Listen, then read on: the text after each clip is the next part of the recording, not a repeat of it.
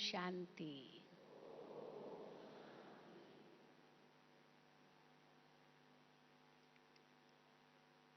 जब से हम बच्चे बाबा के बने, हमारा अलौकिक ब्राह्मण जीवन शुरू हुआ, या कहेंगे नया जन्म लिया। तो जन्म लेते ही बाबा ने हमें एक बहुत सुंदर सौगात भेंट की, और वो सौगात है दिव्य बुद्धि। पहले हमारी बुद्धि कैसी थी, क्या सोचते थे, क्या बोलते थे, क्या करते थे, कैसा हमारा व्यवहार था। और फिर बाबा के बच्चे बने तो दिव्य बुद्धि का वरदान कहो या ईश्वरीय सौगात जन्म की बाबा ने हमें दी, तो हमारा सब कुछ बदल गया। ऐसा अनुभव करते हैं ना सभी। और बाबा इस दिव्य बुद्धि को दिव्य नेत्र, ज्ञान का चक्षु भी कहते हैं। जैसे कोई व्यक्ति अंधकार में हो, नेत्रहीन हो, और उसका इस प्रकार ऑपरेशन हो जाए जो उसको नेत्र मिल जाए, उसको दिखाई देने लगे, जो बिल्कुल अंधकार में था उसके आगे रोशनी आ जाए, तो वो अपने आप को कितना न धन्य मानता होगा, कितना न धन्य समझता होगा। तो बाबा कहते हैं ये नेत्र तो तुम्हारे पास थे, लेकिन तीसरा नेत्र नहीं था। इन दो नेत्रों से तो दुनिया को देखते हैं, लेकिन फिर भी क्या कहते हैं, गीत भी बजते हैं, आज अंधेरे में है हम इंसान, ज्ञान का सूरज प्रगटा दे भगवान। ज्ञान का चक्षु नहीं है, इसीलिए ये आंखें होते हुए भी जैसे अंधेरे में हैं। तो बाबा ने आकर के हमें ज्ञान की चक्षु दी, और इस चक्षु से हम क्या देखते हैं जो इन दो नेत्रों से हम नहीं देख सकते। इन दो नेत्रों से तो हम इस संसार की चीजें देखेंगे। चलो इस पंच तत्वों के अंदर जो कुछ भी है, हो सकता है बहुत दूर का है तो इन आँखों से, खुली आँखों से न भी देख सके, तो फिर टेलीस्कोप लेते हैं, बहुत बड़े बड़े बाइनोक्यूलर्स लेते हैं, जिससे वो दूर की चीज़ देख पाते हैं। या बहुत नज़दीक नज़दीक, बहुत छोटी छोटी चीज़ जो इन आँखों से नज़दीक की चीज़ नहीं दिखाई देती है, तो माइक्रोस्कोप लेते हैं, उससे वो की छोटी छोटी जो जीव है उनको देख सकते हैं। तो फिर भी वो सब प्राकृतिक है, इस संसार की चीजें हैं। परंतु भगवान वो चक्षु देते हैं जो चक्षु बाहर की चीजों को देखने के लिए नहीं है, लेकिन अंदर की चीज को देखने के लिए, अंदर में आत्मा को देखने के लिए। और फिर इस संसार से पार परम धाम, शांति धाम, सूक्ष्म वतन, उसको देखने के लिए, तीनों कालों को देखने के लिए है। भूत, वर्तमान, भविष्य, तीनों काल हमारे आगे बाबा दिव्य दृष्टि के द्वारा भी और साथ साथ ज्ञान के दिव्य चक्षु द्वारा भी स्पष्ट करते हैं। तो जो ये आंखें नहीं देख सकती, वो ज्ञान का दिव्य चक्षु देख सकता है। इसलिए बाबा कई बार देख कहते हैं कि अब ये आंखें जो दिखा, जिससे आप ये संसार देख रहे हो, उसको देखते हुए भी नहीं देखो, क्योंकि इसमें अभी कोई आकर्षण नहीं रहा है। ये तो सब मिट्टी में मिलने वाला है। ये तो सब अभी विनाश हुआ कि हुआ। ये सब बदलना है, ये कुछ ऐसा रहने का नहीं है। और ऐसे देखो, अगर देखना भी है, जैसे कि अभी गया कि गया, जैसे कोई डेड बॉडी आपके सामने हो, आत्मा तो निकल चुकी है, अब वो बाकी 5 तत्व का पुतला है, सामने दिखाई दे रहा है, लेकिन उसको हम कैसे देखते हैं? एक कोई जड़ चीज पड़ी है। चाहे कितना भी हमारा उनसे प्यार था, कितना भी गहरा संबंध था, लेकिन उनको अलविदा तो करना ही पड़ता है, न चाहते हुए भी, क्योंकि समझते हैं कि अब ये तो कोई काम का नहीं रहा।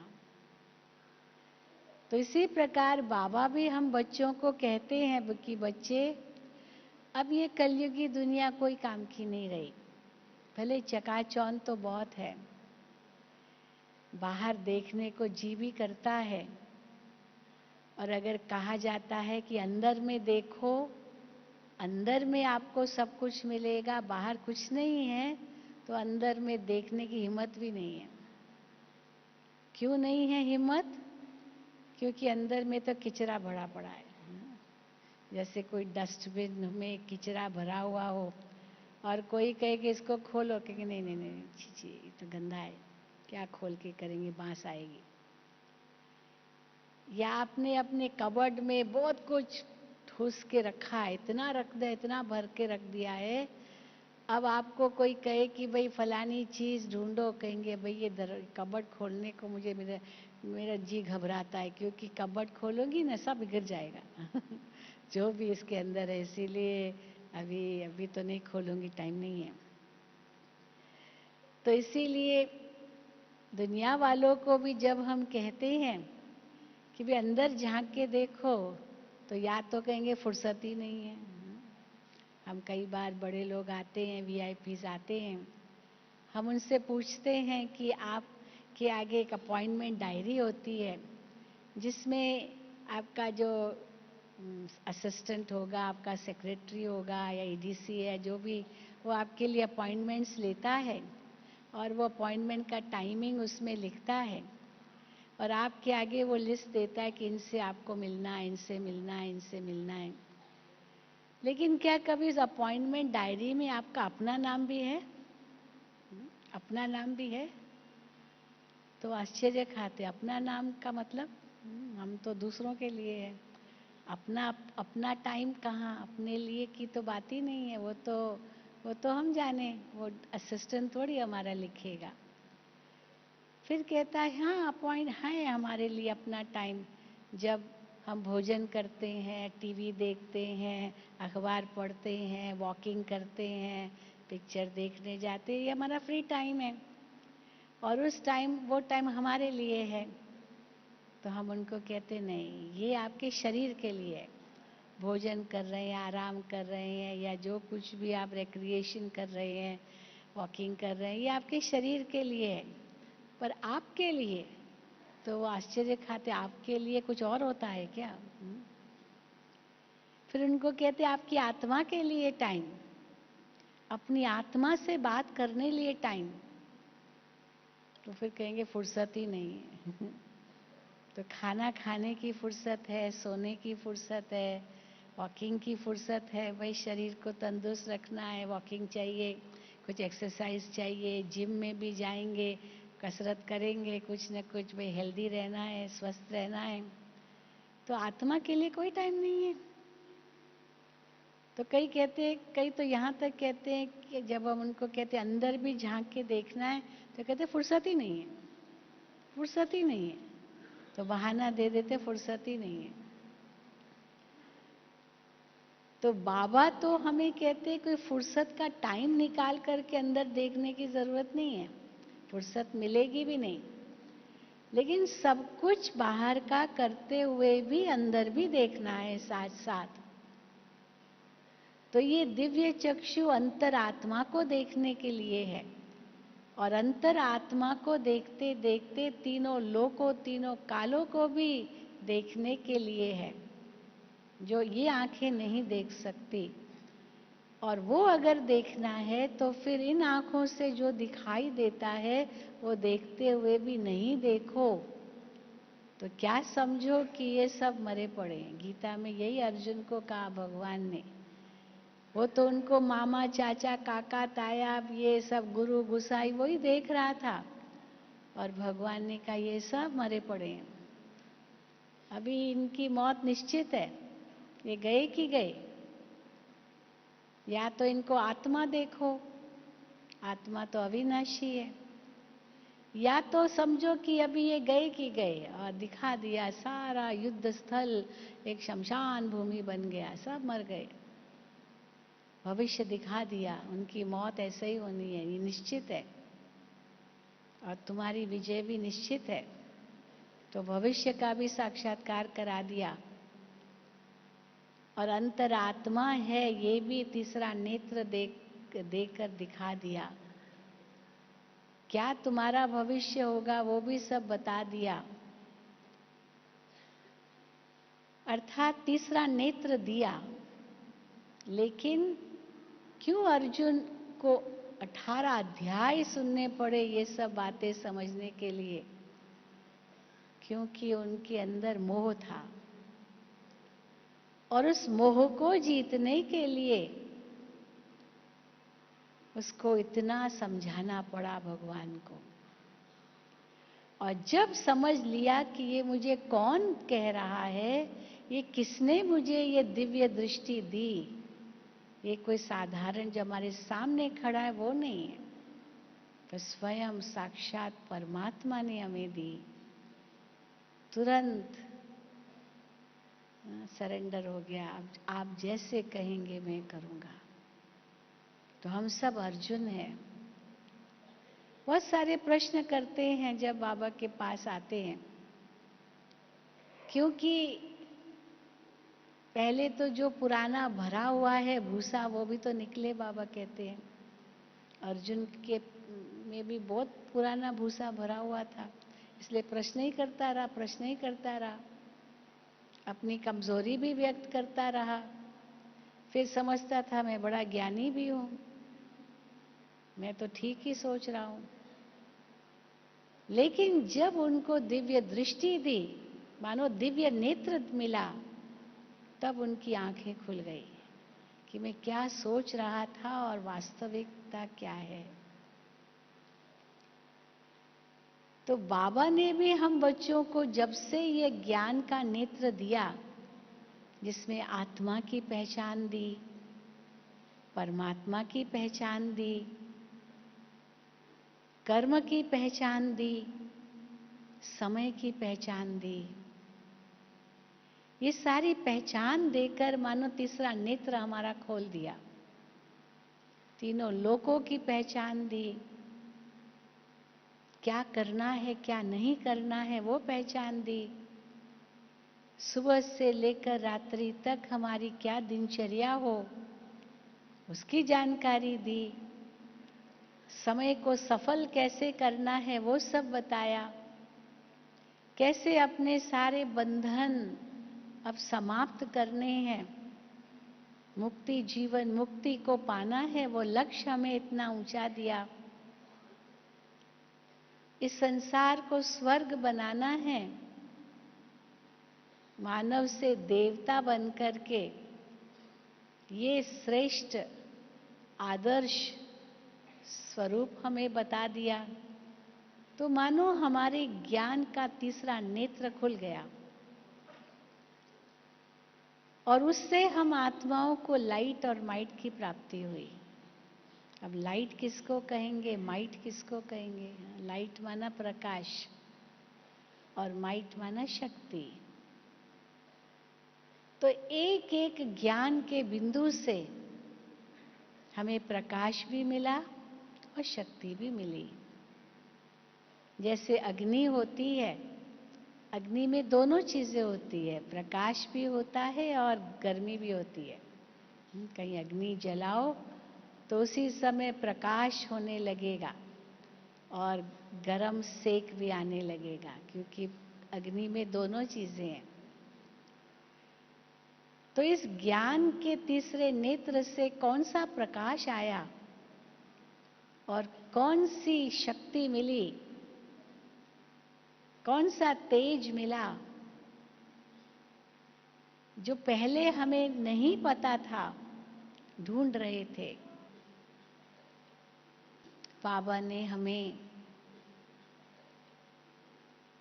कैसे भटकने से छुड़ा दिया, ब्रह्मा बाबा को कैसे छुड़ा दिया। ब्रह्मा बाबा भी बड़े भक्त थे, विष्णु की भक्ति के बिना कुछ और कदम उठाते नहीं थे।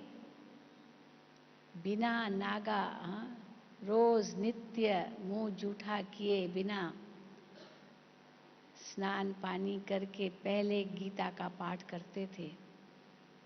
ये उनका पक्का नियम था। लेकिन फिर भी ढूंढते थे।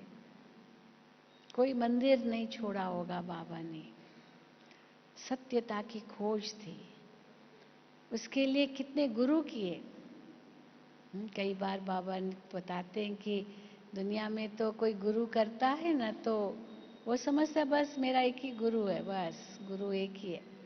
अगर उनको कोई कुछ ज्ञान देगा कि नहीं मैंने गुरु किया हुआ है, बस माना उसको और कोई जरूरत नहीं है। लेकिन बाबा ने तो 12 गुरु किए। तो किसने मेरे से प्रश्न किया कि वैसे तो एक ही गुरु करते, 12 गुरु क्यों किए। तो बाबा से पूछा गया तो बाबा ने कहा कि बाबा को तो खोज थी सत्यता को जानने की। वो सत्यता की खोज में बाबा ढूंढते रहे, कौन मुझे अच्छा मिल जाए, ऐसा ज्ञानी जो मुझे सत्य की पहचान दे, जो मुझे रचयिता रचना की पहचान दे। लेकिन कोई नहीं मिला। तो मैं ढूंढता ही रहा। भक्ति भी बहुत की, शास्त्र भी बहुत पढ़े, गुरु भी बहुत किए, 100% भगत थे। सर्वश्रेष्ठ आत्मा नंबर 1 कैसे अंत में ढूंढ रही है। ये ड्रामा का ऐसा ही पार्ट है, राज है ये। जो बहुत ऊंचा वो बहुत नीचा। ऐसे नहीं कि इतने कोई विकारी होंगे, लेकिन ढूंढते रहे, भटकते रहे। और जैसे ही शिव बाबा ने उनको साक्षात्कार कराया, उनका भटकना बंद, बिल्कुल बंद। एक धक से कैसे सब कुछ छूट गया। यहां तक कि उनका धंधा भी एक सेकंड में छूट गया। हीरे जवाहरात उनको पत्थर दिखाई देने लगे बाबा को। इतनी ऊंची उड़ान भर ली उन्होंने। तो बाबा कहते कैसे हुआ ये सब, क्योंकि ज्ञान का तीसरा नेत्र मिल गया। सचमुच ये कई ऐसे अपना अनुभव सुनाते हैं, बिल्कुल उनको दिखाई नहीं देता था और कैसे ऑपरेशन हुआ उनको दिखाई देने लगा। ये क्या चमत्कार हो गया, जिससे चमत्कार की बात हो जाती है। दिखाई कुछ न दे और एकदम से दिखाई देने लग जाए। ये बाबा को अनुभव हुआ। तो बाबा ने, शिव परमात्मा ने जो ज्ञान का तीसरा दिव्य चक्षु दे करके कैसे सब कुछ उजागर कर दिया, वो ब्रह्मा बाबा ने सबसे पहले अनुभव किया।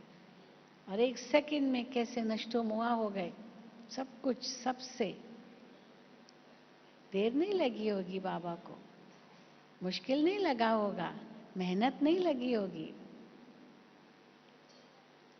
तो सबसे पहले तो आत्मा का ज्ञान ही दिया और कुछ नहीं। उस समय परमात्मा का ज्ञान ये सब कुछ भी नहीं था, आत्मा का ही पहले ज्ञान था। तो आत्मा के ज्ञान ने ही कितना बाबा में परिवर्तन ला दिया। बाबा की लौकिक बहू राधिका नाम था। बस बहुत बाबा का उनसे बहुत मोह था, बहुत स्नेह था। वो बहू भी महाराष्ट्र जोन की वो इंचार्ज थी। बहुत बाबा में मोह था, बाबा का भी उनमें था, बहू में। लेकिन कैसे एक सेकंड में कैसे मोह टूट गया, एक सेकंड में। ये भी एक आत्मा है, ये भी एक आत्मा है, आत्मा है। बाबा की युगल यशोदा बहन, यशोदा नाम था उनका, एक सेकंड में कैसे न्यारे हो गए। ये यशोदा भी एक आत्मा है, यशोदा आत्मा है। जैसे तीसरा नेत्र खुल गया, लाइट आ गई। परंतु फिर बाबा कहते हैं उस लाइट में माइट भी भरनी है। तो लाइट तो है कि आत्मा है, सब में आत्मा देखो, आत्मा देखो। मैं भी एक आत्मा, तुम भी आत्मा। बच्चों को भी पढ़ाते हैं आत्मा आत्मा आत्मा, बच्चे भी बोल लेते हैं आत्मा या आत्मा आत्मा। फिर आत्मा की कितनी गहराई बताई, कैसे छोटे से बिंदु में 84 जन्मों का अविनाशी पाठ है, जो कभी घिसता नहीं, कभी पिटता नहीं, घिसता पिटता नहीं, कभी बदलता भी नहीं। एक बहुत बड़ा सीक्रेट है भगवान की रचना का। अब दुनिया वालों से ये पूछो, वो कहेंगे आत्मा तो परमात्मा का अंश है, वो तो अंश है। हाँ, फिर कहेंगे निर्लेप है, तो निर्लेप है तो खाओ पियो मौज करो, जो चाहो सो करो। पाप भी भले करो, सब पाप देह को लगते हैं, गंगा स्नान करो, सब धुल गए। तो बाबा कहते हैं इससे तुम नीचे उतरते आए हो, नीचे उतरते आए। अब जब आत्मा को ये प्रकाश मिला कि तुम वो अविनाशी आत्मा हो, तुम्हारे अंदर ये पाठ नूंधा हुआ है, और इतना ही नहीं, पाठ जो नूंधा हुआ है वो रिपीट तो कर ही रही हो, लेकिन पता तो है नहीं आगे क्या होगा, इसलिए आप अच्छे से अच्छा पाठ बजाओ।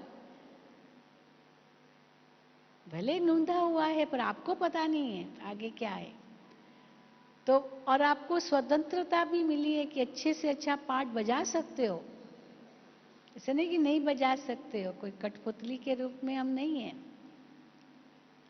कि वो नचाए हम नाचें, नहीं। हर एक आत्मा भी अधिकारी है। तो उस हिसाब से जैसे ही हमें लाइट मिली कि मैं आत्मा अविनाशी हूं, मेरे अंदर इतना बड़ा पाठ भरा हुआ है, मोक्ष कभी आत्मा को मिलता नहीं, ये पाठ बजाना तो एक एक्टर की भांति है। तो एक्टर की भांति पाठ बजाना शुरू कर दिया, और जैसे ये लाइट मिली, सारी आंख खुल गई, तीसरा नेत्र खुल गया, तो महसूस हुआ शक्ति क्या मिली, मैं आत्मा तो कभी मरती नहीं हूं। देह है तो वो देह मरता है, पर मैं आत्मा तो कभी नहीं मरती हूं। तो क्या हो गया, कौन सी माइट मिली, मृत्यु पर विजय पा लिया। केवल नष्टो मोहा ही नहीं बने, लेकिन मृत्यु का जो भय है उस पर भी विजय पा लिया। सबसे बड़ा संसार में भय अगर किसी को है, वो है मृत्यु का भय। कई बातों से भय होता है, डर लगता है, लेकिन वो डर भी किस लिए है कि हाय मर न जाए, मर न जाए। वो अंतिम जो सबसे बड़ा भय है वो मृत्यु का है। इनसे बड़ा तो कोई भय हो ही नहीं सकता है। छोटी छोटी बातों से भय हो सकता है, लेकिन सबसे बड़ा भय तो मृत्यु का है। और बाबा ने हमारा वो भय एक सेकंड में खत्म कर दिया। भले पहले कहते थे आत्मा मरती नहीं, जलती नहीं, कटती नहीं, सूखती नहीं, गीली होती नहीं, आदि आदि कहते थे बस। लेकिन जैसे ही हमें ये पता चला मैं आत्मा हूं, मैं आत्मा अजर अमर अविनाशी, वो अनुभव आत्मा ने किया, निर्भय बन गए। मृत्यु का भय समाप्त हो गया, ये शक्ति आई, ये माइट मिली। पहले लाइट थी, ज्ञान था, परंतु पूरी समझ नहीं थी, क्योंकि फिर भी देह अभिमान था। और जैसे ही आत्मा का ज्ञान मिलते आत्मा देही अभिमानी बनी, ये मृत्यु का भय समाप्त हो गया। अशरीरी बनना बड़ा सहज हो जाता है।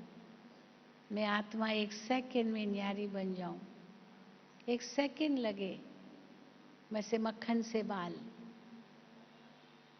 तो जैसे बाबा कहते हैं कि भाई शरीर एक वस्त्र है, तो एक वस्त्र ढीला करते जाओ, क्योंकि जब निकालना होगा ना तो सहज निकल जाए। अगर टाइट वस्त्र होगा तो बहुत देर लगेगी निकलने में। जैसे वो कपड़े उतारने हैं तो धीरे धीरे एक एक बटन निकालते जाते, भाई उतारना है ना, धीरे धीरे धीरे। और फिर एकदम जब निकालना है फट से हो जाएगा, क्योंकि ढीला तो कर ही दिया था। तो ये भी जो देही अभिमानी स्थिति हम आत्माएं बनाती जाती है, योग में बैठते हैं, मैं आत्मा हूँ, उड़ती कला का अनुभव करती हूँ। ये उड़ती कला का अनुभव, मैं आत्मा इस देश से न्यारी हूँ, मैं बाबा के पास जा रही हूँ, वतन में जा रही हूँ, ये अनुभव हमें देही अभिमानी बनाता जाता है और हमें न्यारा करता जाता है। तो जिस समय सचमुच आत्मा को देह त्याग करना होगा, 1 सेकंड भी नहीं लगेगा, मक्खन से बाल हो जाएगा। पर जिन्होंने ये अभ्यास ही नहीं किया है उनको तो बहुत कष्ट होगा, इसलिए मृत्यु का डर लगता है। क्यों मृत्यु का डर लगना चाहिए? वास्तव में मृत्यु तो कुछ नहीं है, ये तो वस्त्र बदलना है। पर क्यों डर लगता है? क्योंकि देह अभिमान रूपी जो देह का वस्त्र जो है ना, इतना टाइट लगा हुआ है, जो ढीला किया ही नहीं है, तो डर लगेगा ना। जैसे पहले जमाने में चूड़ीदार पहनते थे, अभी भी पहनते हैं, इतना टाइट, धीरे धीरे धीरे धीरे धीरे धीरे यहाँ पहनते हैं। अभी जब उतारना हो तो फट जाता है कई बार, और बहुत टाइम लगता है उतारने में। पर ढीला पैजामा पड़ा है, फट से उतार सकते हैं ना, फट से उतार सकते हैं। तो ये देही अभिमानी स्थिति माना देह रूपी वस्त्र को ढीला करते जाओ। हाँ, छोड़ तो नहीं सकते हैं, लेकिन इतना ढीला, ऐसा ढीला हो जाए जो जब चाहो 1 सेकंड में आत्मा न्यारी बन जाए, और उस खुशी खुशी से न्यारी बने, नहीं डर के न्यारी बने, जबरदस्ती नहीं, खुशी खुशी। मैं आत्मा तो हूं ही इस देह से अलग।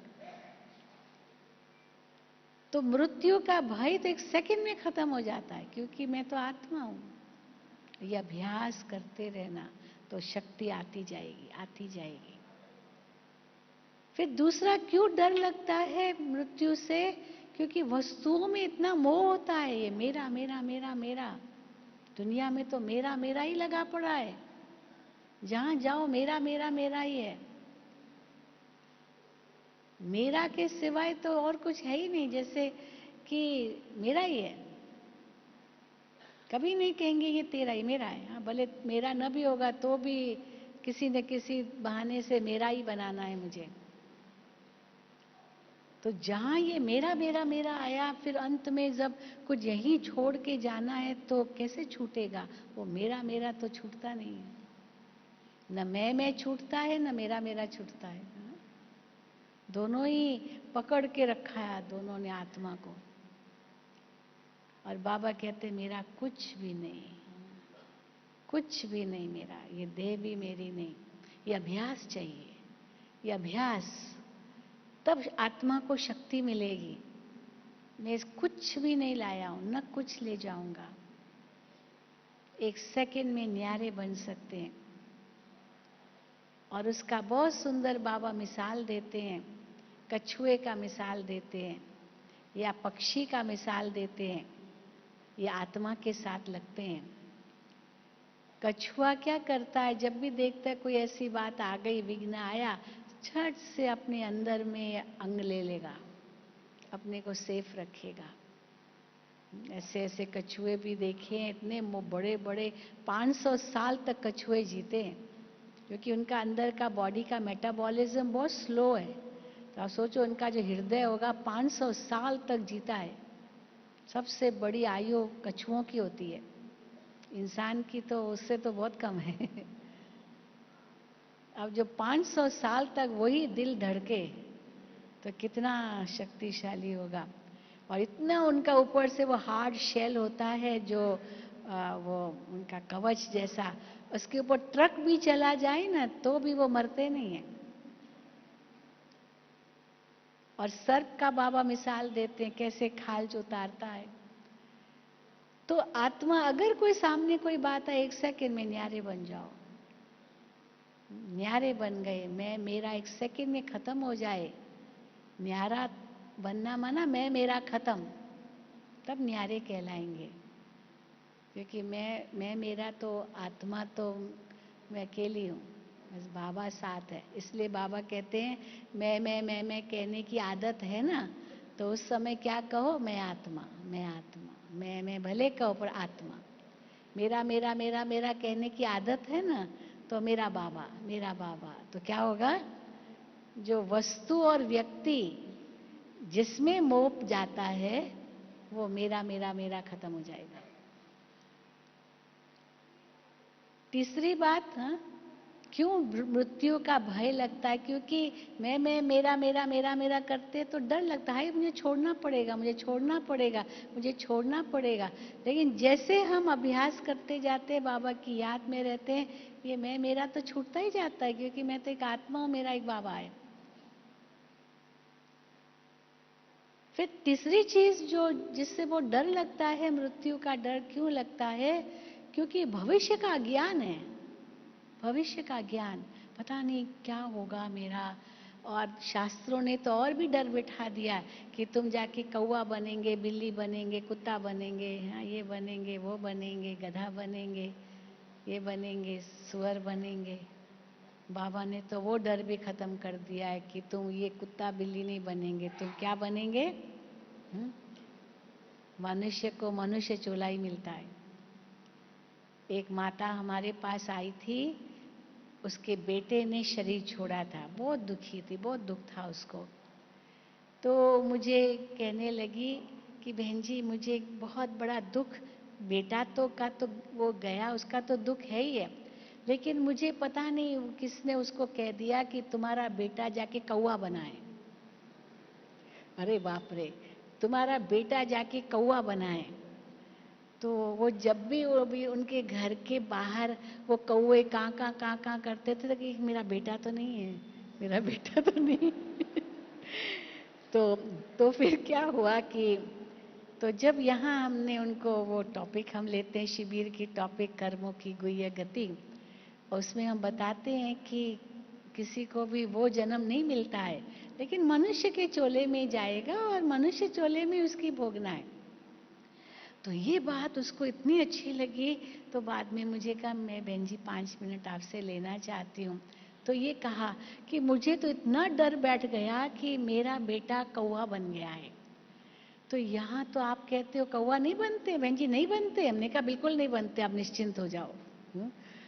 तो इतना उसको जैसे सुकून मिला अंदर कि ठीक है, वो आत्मा जहाँ भी गई मनुष्य चोले में ही है।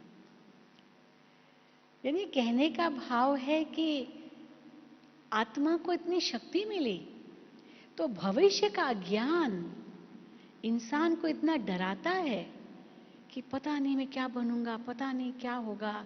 क्योंकि अंदर में जो पाप किए हुए हैं, वो पाप की सजा मिलेगी उन योनियों में, वो डर।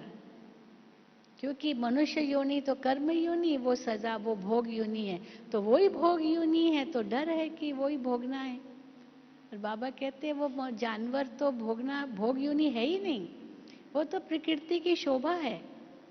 प्रकृति में अब घर में कितना फर्नीचर चाहिए, ये जानवर पक्षी ये सब प्रकृति की शोभा है।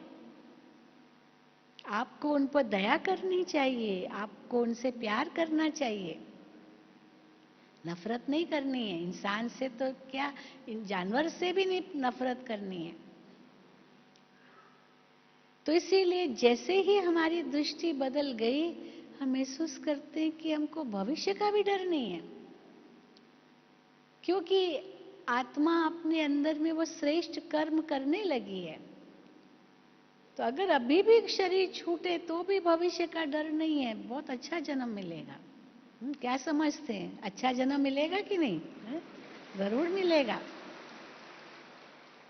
भले यहाँ थोड़ा बहुत आता है कि अगर अभी शरीर छोड़ें तो फिर बच्चा बनेंगे, फिर कहाँ ज्ञान इतना समझ सकेंगे, ये सब होगा, वो तो है, लेकिन वो भी पाठ होगा, क्या करेंगे। कई कहते क्या 84 के बाद वो 85वां जन्म हो जाएगा। हम कहते 85वां नहीं होगा, 84 प्लस होगा। हाँ, जैसे एक मकान आपका है, जमीन बहुत है, तो आपने मकान के बाजू में छोटा सा और मकान बना लिया, तो वो प्लॉट नंबर तो वही होगा ना, वो प्लॉट नंबर थोड़ी दूसरा हो जाएगा, तो 85 नहीं होगा, 84 ही होगा। हाँ, ऐसा ही कहेंगे। वो आपका एक्स्ट्रा इसलिए है क्योंकि आपको विशेष सेवा करनी है वहाँ जा करके। कई हमारे पास विदेशी आते हैं, बहुत हंसाते हैं। हाँ, बाबा से एक बार किसी विदेशी ने पूछा कि बाबा, मुझे विदेश में जन्म क्यों मिला? क्या मैंने कोई पाप किया इसलिए विदेश में जन्म मिला? भारत में क्यों नहीं मुझे जन्म मिला?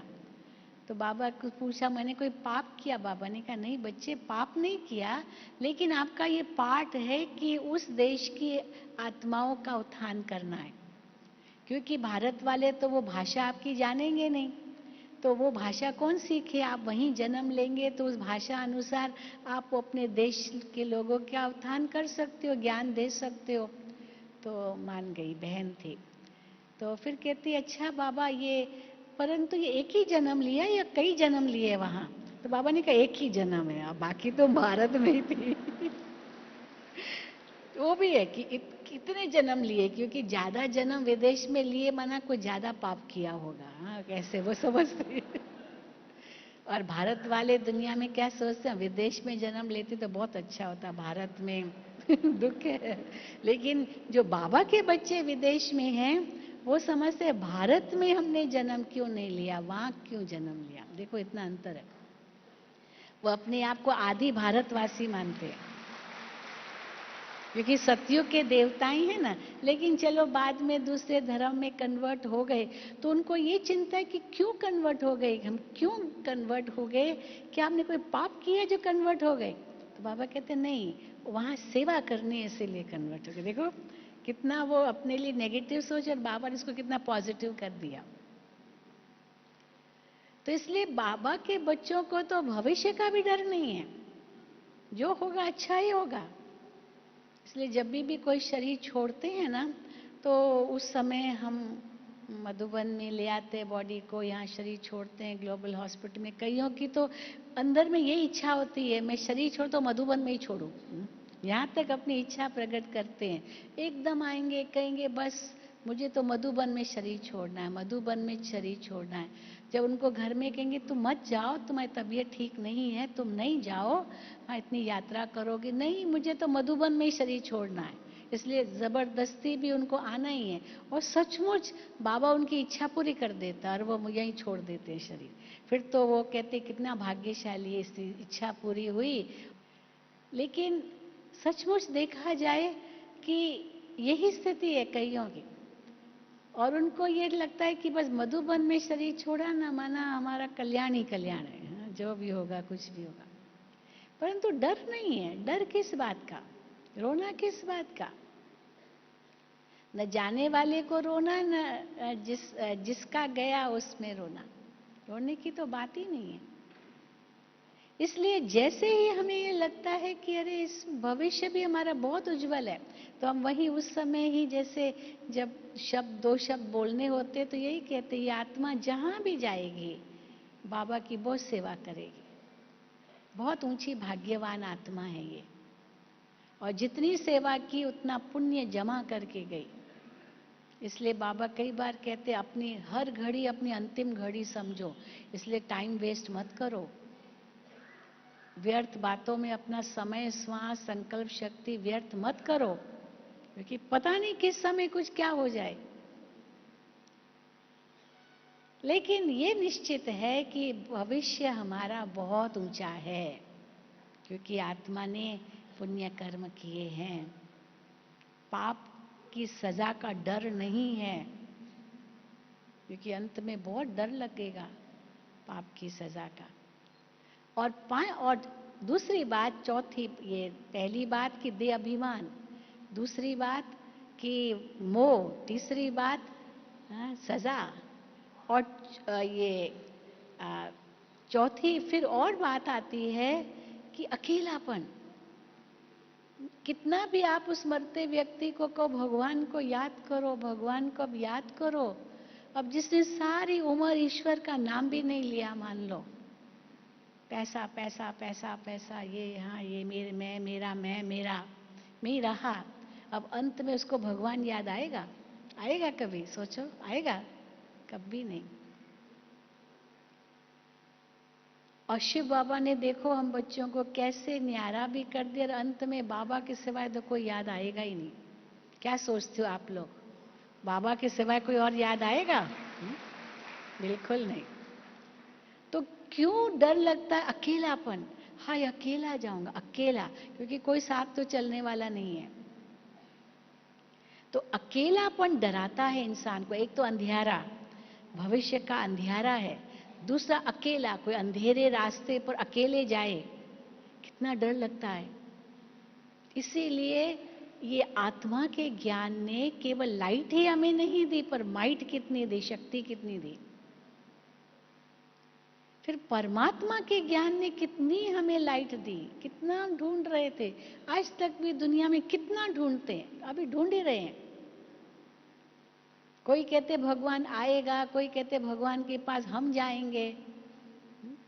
3 स्थान होते हैं किसी से मिलने के।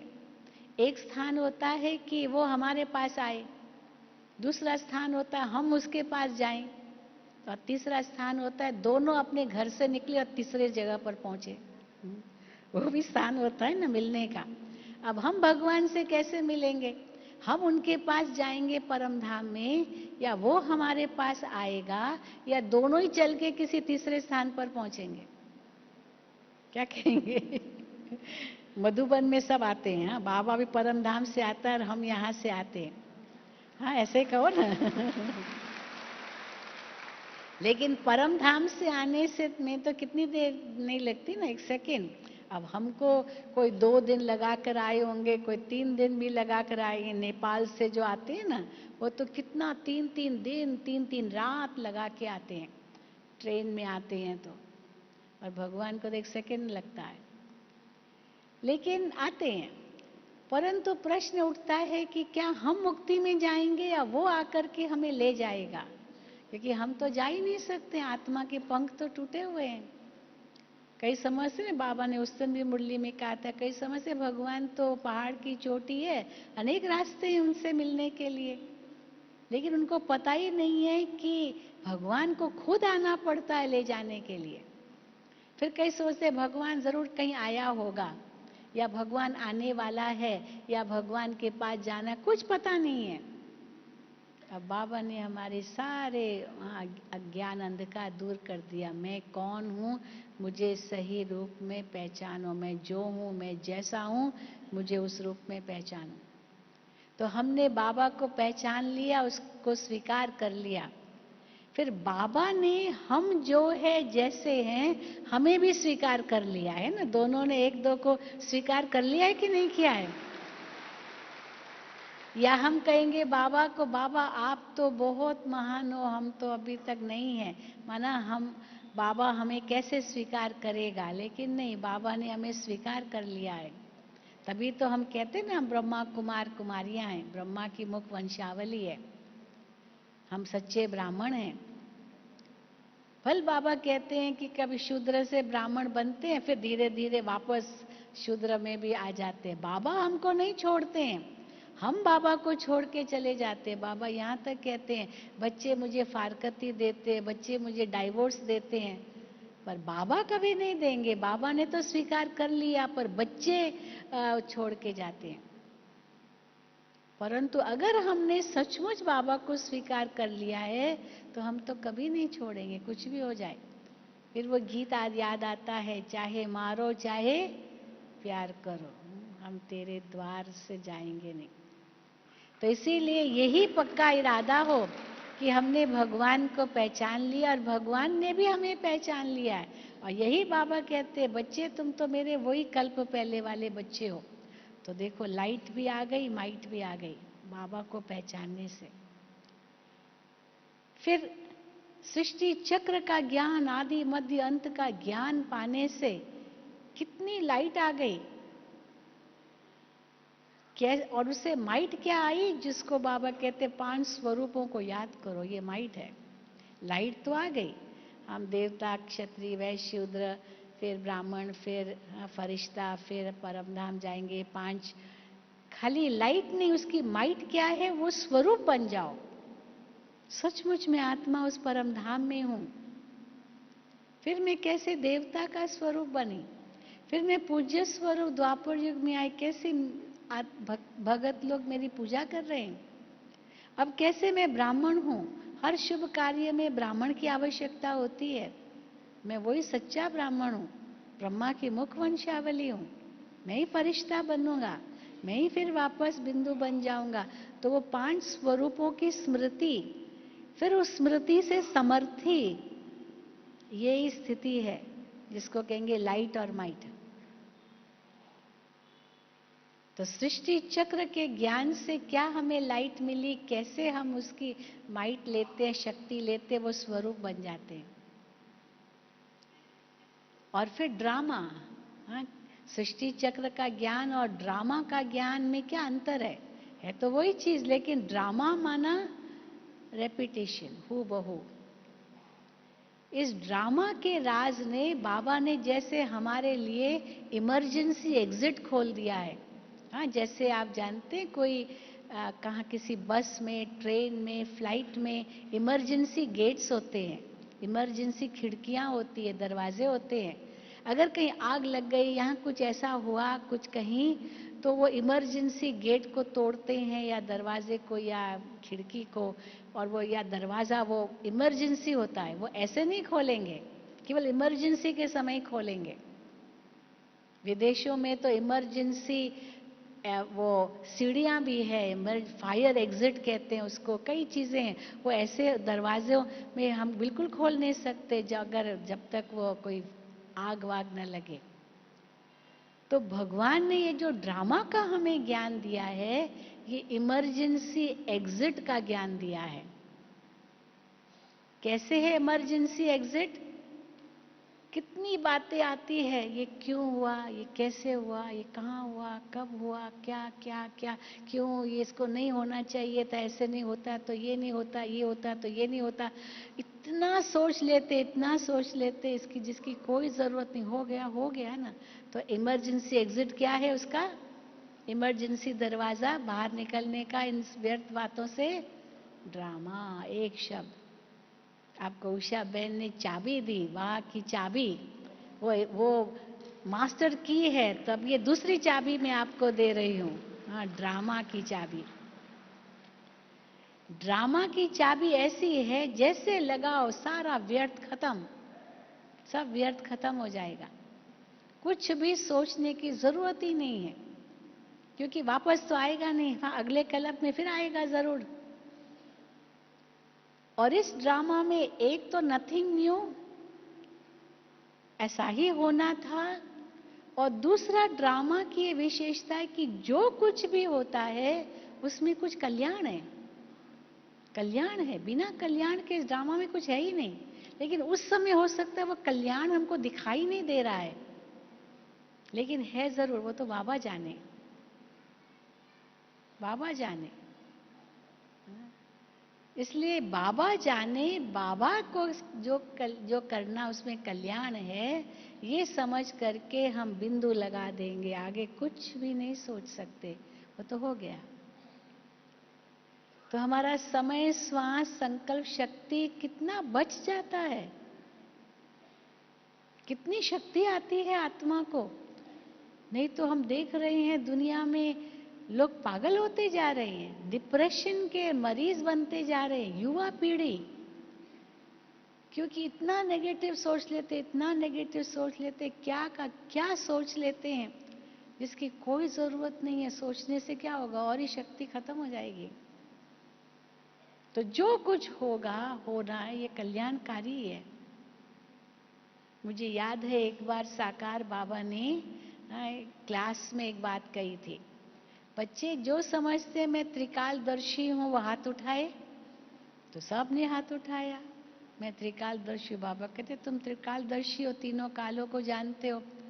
तो बाबा ने एक बच्चे को हाथ बुलाया आगे, कहा बच्चे तुम समझते मैं त्रिकालदर्शी हूँ? तो कहा हाँ बाबा, हाँ हूँ। तो बाबा ने कहा अच्छा बताओ बेटा, बच्चे कल क्या होगा पता है? तो कहता है नहीं। अब कल क्या होगा ये पता ही नहीं, फिर त्रिकालदर्शी कैसे हो? कैसे है त्रिकालदर्शी भी? कल क्या होने वाला है आप कहेंगे, हाँ बाबा आएंगे, ये मतलब कई बातें आप कहेंगे, लेकिन अचानक कुछ भी हो सकता है जो कोई सोच सोच में भी नहीं था, मन न चित तो भी हो सकता है, वो तो सोचा ही नहीं था तो भी हो गया, तो त्रिकालदर्शी तो नहीं हुए ना। तो वो बेचारा बेचारा जवाब कैसे दे? फिर दूसरे दूसरे को बोला, आप बताओ आप त्रिकालदर्शी हो?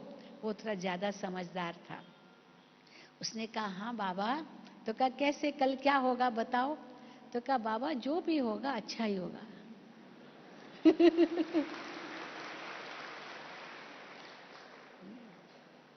जो भी होगा, चाहे कैसा भी को रूप हो, क्या भी हो, वो क्या होगा, वो अच्छा ही होगा। तो हो गए ना त्रिकालदर्शी। गीता का सार तो यही है, दुनिया में वो गीता का सार बेचते हैं, उसमें पहला वाक्य यही है, जो हुआ अच्छा हुआ, जो हो रहा है वो भी अच्छा, जो होगा और भी अच्छे से अच्छा होगा। ये है त्रिकालदर्शी स्थिति, हमको पता है। बाकी एक एक डिटेल की जरूरत ही नहीं है, जरूरत ही नहीं है, उसके लिए एवर रेडी है, क्योंकि पता है सब अचानक ही होना है, पहले बोल के नहीं आएगा। उस दिन बाबा ने एक बताया, मुरली में था कि माया परीक्षा लेती है। एक बार बाबा ने पूछा था, तुम्हारे परीक्षा के पेपर कहाँ से आते हैं?